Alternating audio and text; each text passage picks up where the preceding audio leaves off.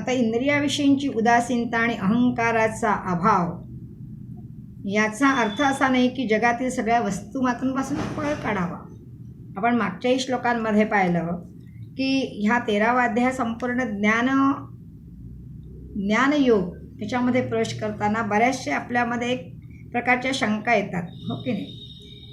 अव्यक्त, जसं आता अव्यक्त आणि हे इंद्रियार्थेषु वैराग्यम, इंद्रियांशी जोडताना अव्यक्त याचा अर्थ आपण मागे पुन्हा पाहिला. परत एकदा आपण ते रिपीट करूया. अव्यक्त म्हणजे दुसरंच काही नाही, एखाद्याच्या मनबुद्धीची कार्य जेव्हा नियंत्रित करते, निर्धारित करते, या बाह्य जगताशी जेव्हा आमचा संबंध येतो, ते कर्म आपण जेव्हा निश्चित करतो, त्या अव्यक्त घटकाला आपण आपल्या वासना म्हणतो. मग इंद्रियार्थेषु वैराग्यम, वैराग्य म्हणजे काय, पळ काढणं असं भगवंताला मान्य नाही आहे ना. गीता हीच मुळात कर्माला प्रवृत्त करणारी आहे, निवृत्त नाही. युद्धापासून त्याला परावृत्त नाही केलं भगवंताने, युद्ध कर, पण त्या फळाचा जय किंवा पराजय याच्याबद्दलची तू आसक्ती किंवा याच्याबद्दलची इच्छा, वासना, कामना ठेवू नकोस. मग आता बाहेरच्या इंद्रियांशी जेव्हा आपलं जे परसेप्शन दिसतं आपल्याला, हो की नाही, मग कसं आहे ते परसेप्शन, प्रत्येक ज्ञानेंद्रियाचा जो विषय आहे, समजा बाहेर आवाज नाही आहे पण माझे कान शाबूत आहे, मला आवाज नाहीच येणार नाही, शांतता राहील, पण बाहेर आवाज आहेत, माझ्या कानामध्ये जर दोष आहे तरीसुद्धा मला ते ऐकायला येणार नाही. म्हणजे बाहेरशी वस्तू डोळ्याने पाहायची, डोळे बंद केले मी, मला ती वस्तू स्थूल रूपाने दिसणार नाही. याचाच अर्थ आपण जेव्हा नियंत्रित शक्ती जी आहे ती ज्ञानेंद्रियामध्ये आहे. भावना करणारं संकल्प विकल्पात्मक आमचं मन आहे आणि या संकल्प विकल्पात्मक मनामध्ये भावना नियंत्रित करणारी जी शक्ती किंवा विचार जे आहेत, या मनापेक्षा व्यापक कोणी बुद्धी आहे आमची. आणि बुद्धीपेक्षा व्यापक काय म्हणतो, पराबुद्धी किंवा स्थूलाकडून सूक्ष्माकडे जात असतो. मग बुद्धीपेक्षाही व्यापक कोण आहे, महत्तप, महान तप, असं आपल्याला गीतेच्या 3ऱ्या अध्यायात पण दिलं आहे. मनसस्तु पराबुद्धी यो बुद्धे परतस्तसा. कठोपनिषदात पण मोठं याचं छान रूपक आलेलं आहे. मग ध्यानातून जेव्हा आपण या माध्यमातून इंद्रियार्थेषु वैराग्य याच्याशीच थोडंसं संलग्न असताना की ध्यान ज्या वेळा करतो तेव्हा वृत्तीला किंवा मनाला मारायचे नाही. Change the direction of thoughts, आपल्याला विचारांची दिशा बदल. भावना म्हणजे विचार येणारच, आपण दगड नाही आहोत. हे विचार ज्या येतात याला नियंत्रित करणं, याला नियंत्रित करण्याची जी शक्ती आहे ही अव्यक्तामध्ये आपल्या वासना ज्या आहेत या वासनांना नियंत्रित करण्याची शक्ती म्हणूया आपण एक प्रकारची.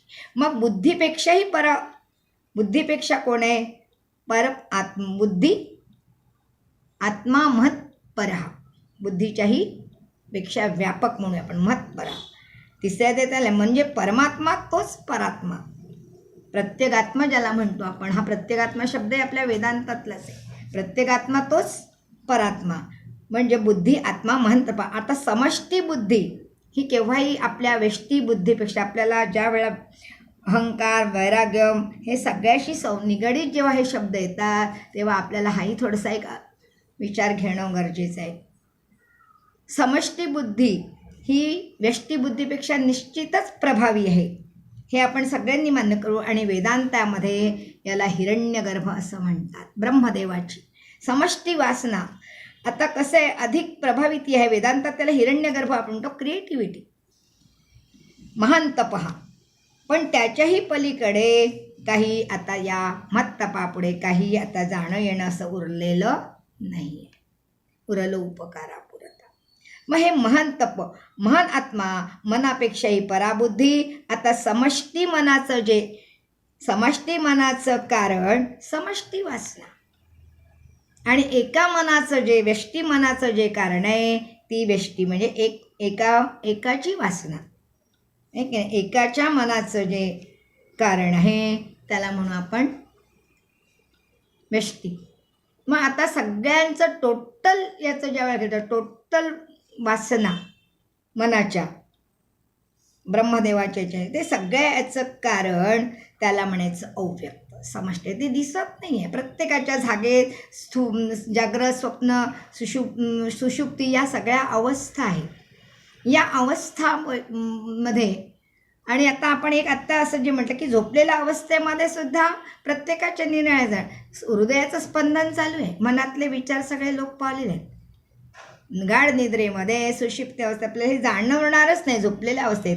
पण आता हे जे अव्यक्त आहे, समष्टी वासना, यालाच आपण अव्यक्त असं संबोधलं आहे. यालाच अविद्या म्हणायचं, यालाच माया म्हणायचं, यालाच प्रकृती, यालाच प्रधान आणि यालाच पर्यायी शब्द आहे अविद्या किंवा अज्ञान. आणि आनंदमय कोशामध्ये जेव्हा आम्ही म्हणतो तेव्हा त्याला कोणता तो आनंदमय कोश, जिथे झोपेतलं जे आहे, झोपेतली अवस्था, यालाच म्हणायचं अज्ञान, अविद्या. आणि समष्टी बुद्धीचं कारण, समष्टी बुद्धीचं कारण या ज्या वासना आहे या अव्यक्त, याच्यातही पुन्हा 2 प्रकार सांगितले आपल्याला वेदांतामध्ये. एक बीजावस्था आहे, झोपेतली जी बीजावस्था आहे, जिथे काहीही अव्यक्त बीज, ज्याला अजून अंकुरे फुटणे, त्याला आपण ती अवस्था कोणती म्हणून ते दिसणार नाही, अव्यक्त आहे, अजून त्याच्यातून काहीच प्रगटीकरण झालेलं नाही. या अव्यक्तामध्ये पूर्णत्वात पुरुषा देश काल वस्तू याच्याने ते परिच्छिन्न नाही. बीजरहित अव्यक्त जी अवस्था आहे तिला काही आता कारणे नाही आणि कार्यही नाही, कुठलंच कार्य राहत नाही. ही जी बीजरहित अवस्था आहे, हेच आमचं मूळ किंवा हाच आमचं काय म्हणून आपण ही ब्रह्माची, किंवा आता काहीच उरलेलं नाही आहे कारण, आता कुठल्याच वासना नाही, आता जन्म मरणाच्या फेऱ्यात पुन्हा अडकायचं नाही. मग आता अनहंकार एवचे जन्म मृत्यू जरा व्याधी इंद्रियार्थेश्वर, हे इंद्रियार्थ वैराग्य म्हणजे इतकं साधं, इतकं सोपं नाही आहे. मनावर नियंत्रण करणं, मनापेक्षाही व्यापक जी बुद्धी आहे, बुद्धीपेक्षाही व्यापक जे महत्त्व आहे ते आपल्याला जाणायचं आहे.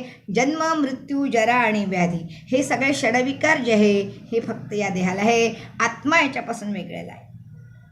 इंद्रियाविषयी उदासीनता, अहंकाराचा भाव, जन्म मृत्यू यामध्ये दोषांची जाणीव ठेवणे किंवा त्याचं चिंतन करणे, अनुदर्शन, सतत चिंतन करणं, हे योग्य आहे की नाही, हे योग्य नाही आहे अर्थातच. म्हणजे इंद्रियाविषयी अनासक्ती, की सगळ्या अनासक्ती म्हणजे आता बाई मी बसली आहे नुसतंच, काही नाही, भुकेची वेळ 12 वाजता मी बरोबर तोंड उघडलं, मला जेवायला हवं आहे, हे नाही, असा त्याचा अर्थ नाही. अनासक्ती याचा अर्थ असा नाही आहे. अटॅचमेंट त्याच्यात लिप्त नका हो. भगवंताने सगळं काही केलं. जन्मापासून जर भगवंताचा इतिहास आपण जर पाहिला, कारागृहात जन्मला, मथुरेत जाऊन आले बालपणीच, मथुरेमध्ये मामाचा वध केला, गोपींशी क्रीडा केल्या, पण कुठेही अटॅचमेंट नाही. द्वारकाधीश झाला पण राजा म्हणून अभिमान नव्हता. हे सगळं कसं आहे, हे भगवंताचं चिंतनीय आहे. अनासक्ती, सगळीकडे सगळ्यांकडे सगळ्यांमध्ये रमले भगवंत, आहे की नाही. प्रत्येक गोपीला वाटतं की भगवंत माझ्यासोबत आहे, ही भावना होती. ही अर्थात तो नारायणच परमात्माचा अवतार आहे. पण आपण असं म्हणू शकत नाही की मला लाडू खावासा वाटला, खाऊन मोकळी हो बाई. त्याच्यासाठी गुजू मनात ठेवू नको, हे महत्त्वाचं आहे. या ठिकाणी मानसिक पूर्व व्यग्रता थांबवणं आणि वस्तू जगतामध्ये अनासक्त वृत्तीने व्यतीत करणं. जे तुझ्या पुढ्यामध्ये आले ते करून मोकळी होऊन जा. त्याच्याबद्दलची एन्झायटी किंवा त्याच्याबद्दलचा दुराभिमान किंवा मी हे करीनच हा आग्रही तिथे नाही आहे. हे आपण कर्मयोगामध्ये शिकलो. पुढे जाऊया. अहममत्ववृत्तीचा त्याग, मी करतो हा जो ॲटिट्यूड आहे हाही भगवंताला मान्य नाही. क्लेश आणि दुःखाचे कारण तेच आहे दोषानुदर्शन. सतत मग आपण ते काय ठेवलं तर आपल्याला दोष दिसतात. माझ्या मनासारखं काम नाही झालं, दुसऱ्यामध्ये मी दोष पाहणार आहे. पण आता करून मोकळं होऊन जा. तुझं कार्य झाले ना आता, मग पुरेपुरे आता प्रपंच पाहणे, निजानंदी राहणे. हे इतकं सोपं नाही आहे प्रपंचात राहून. पण हा अनासक्ती योग हे भगवंत ते सांगते. पहिलंच आपण पाहिलं होतं, अगदी आढावा ज्या वेळा घेतला आहे की नाही, धर्म आणि मम धर्म काय आहे हेच आपण पाहिलंय. पुढचा श्लोक म्हणूया. असक्तिर अनभिष्वंग पुत्रदार गृहादिषु नित्यं च समचित्तत्वं इष्टनिष्टोपपत्तिषु. पुत्रदार गृह अनासक्ती कुठे आहे, यांचं कार्य करू नका असं नाही. जन्म दिला आहे तुम्ही, मुलाबाळांचं पालनपोषण त्यांना कर्तव्याला लावणं हे आमचं काम आहे, हे कर्तव्य आहे. पण इतकंही त्याच्यामध्ये लिप्त राहू नका की मी नाही आहे तर आता यांचं कसं होईल.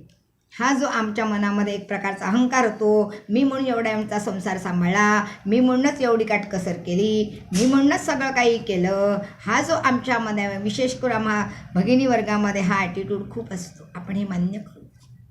हे भगवंतांनी दिलेलं कदाचित वरदानही असू शकते. मग मी होती ना म्हणून, नाही तर यांचा हात लयच ढिला होता. आले का पैसे खर्च केलेच, आले का पैसे खर्च केलेच. कुठे काय करायचं हे त्यावेळेला शिकवणं, हे आपल्याला गीता सांगते. संसार करावा नेटका म्हणते समर्थ रामदास स्वामी. नेटका म्हणजे काय, आवश्यक तितक्याची करा, फार संग्रह नको. आसक्तीर पुत्र दार गृहादिशू याबद्दलची अतिशय इथे प्राप्ती, या सगळ्या अनिष्ट मनाची समचित्तता राखणे. आणि एखादं घडूनही गेलं मुलांच्यातून, आताची मुलं आहे, आता तुम्हाला मलाही अधिकार नाही. आपला जो याच्यामध्ये जनरेशनची गॅप आहे, याच्यामध्ये बराच फरक आहे. मग तिथे आपण साक्षीभावाने पाहायचं. जसं आपण साक्षीभावाने कोणाकडे पाहतो, प्रवचन आपण साक्षीभावाने ऐकतो. एखाद्याने विचार काय हो आज काय सांगितलं होतं प्रवचनामध्ये, त्या व्याख्यानामध्ये काय नाही, ते त्यांना जाऊन विचारा. बसलं होतं, लोक चार येतात, जरा मिरवायला मिळते म्हणून. माफ करा, असं नाही आहे. हे सगळं आमच्या याच्यामध्ये टाळक्यात शिरत आहे, पण आम्हाला वळत नाही. हे त्यासाठी भगवंताला प्रार्थना करतो आपण की हा जो अभ्यास आम्ही जो करतोय, हे जे वाचन आम्ही जे करतो, भगवंता हे आमच्या टाळक्यामध्ये बसून त्याप्रमाणे अनासक्तीने वागण्याचं तू आम्हाला प्रदान कर.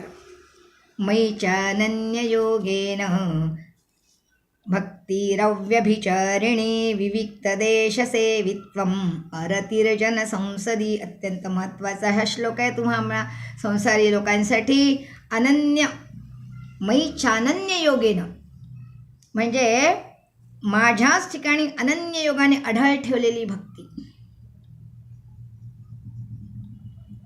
गोपींनी जी भक्ती केली ती अव्यभिचारिणी होती. पती होते, सगळे घरी होते, पण मन नारायणाला देऊन टाकलं होतं. सगळ्यांची कामं करायची, सासूचं, सासऱ्याचं, धीराचं, नंडांचं, जावांचं, सगळ्यांच्या कर्तव्य करायच्या. मन मात्र मुरली मनोहराच्या बन्सीकडे होतं. कुठे वेदांत शिकले, या कुठे माहिती आहे ना, वैश्वानर, हिरण्यगर्भ, अमुक ढमुक ढमुक, कुठे श्रुतींचा अभ्यास केला होता. फक्त इथून त्या नारायण परमात्मा भेटले. हा कान्हा आहे, हा आमचा सखा आहे, हा आमचा तारणहार आहे. आपल्याला गोष्ट आठवते मुरली मनोहराची बन्सी, त्यामुळे की तुम्ही येऊच शकत नाही गोपींनो, त्यामुळे आम्ही येतोच. नाही तुमचे पती सासू सगळे राहते. विचार केला नाही, मन शुद्ध होतं, अत्यंत निर्मळ होतं. आणि रासक्रीडेसाठी सगळ्याजणी आपापल्या घरून आहे त्या अवस्थेत आल्या. अव्यभिचारिणी भक्ती. कसं आहे, घरातलं काम करताना नारायण परमात्माकडे लक्ष आपल्याला ठेवायचं आहे.